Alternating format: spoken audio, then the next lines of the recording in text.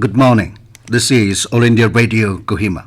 The morning news are read by Jonas Yantan. President Droupadi Murmu arrives in Nagaland on a 2-day visit beginning today. This will be her maiden visit to the state after assuming the office as the President of India. President Murmu will be accorded a civic reception at the Capital Cultural Hall, Kohima, at 3 p.m. Assam and Nagaland Governor Professor Jagdish Mukhi, Chief Minister Nipirio, Deputy Chief Minister Y. Patan, State Cabinet Ministers, MLAs, officials from the central and state governments, and several tribal hohos will attend the civic reception. President Murmu will also virtually inaugurate and lay foundation stones of several projects of Nagaland.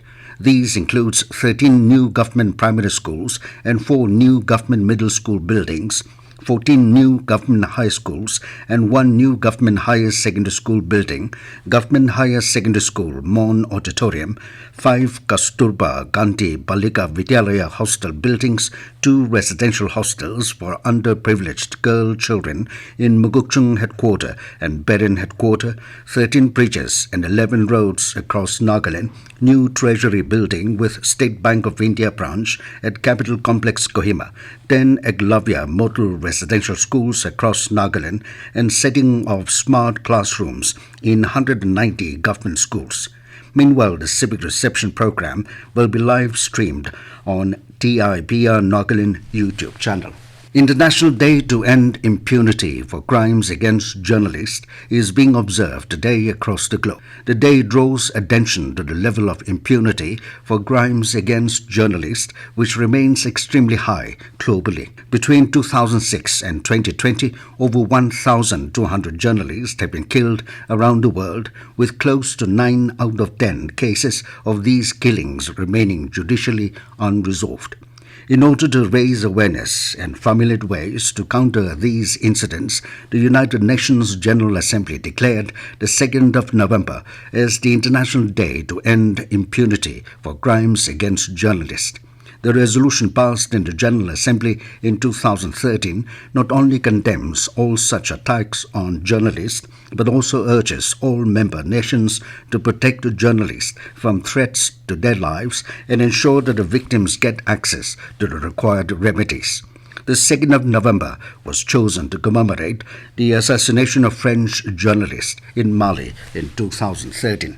Leader of NPF Legislature Party and co-chairman UDA, Kuzholuzo Nienu, has asserted that if every individual is self-reliant and self-sustaining in the community, then there will be peace and harmony. He, however, regretted that the Naga society is not progressing due to lack of self-sustenance.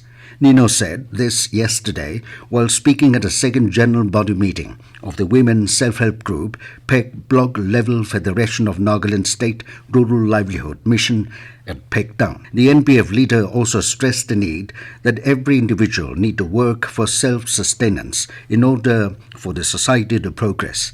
Nienu also appreciated Naga women for excelling in various fields and becoming at par with its counterpart men folk. To this, the NPF leader observed that the status of women folk in the state has improved after the introduction of self-help groups, helping them become independent and sustainable.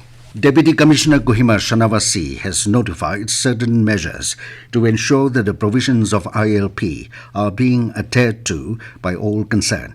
In a notice, Kohima DC said that periodic checking of ILP would be conducted in all parts of the district.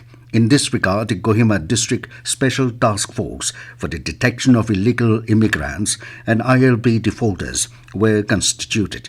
The task force constituted will ensure that verification drives are carried out at regular intervals to detect ILP defaulters and illegal immigrants and persecute them under the relevant provisions of the Bengal Eastern Frontier Regulation Act 1873. The Special Task Force will also ensure that a monthly report is submitted to the Deputy Commissioner Kohima after completion of the verification drives.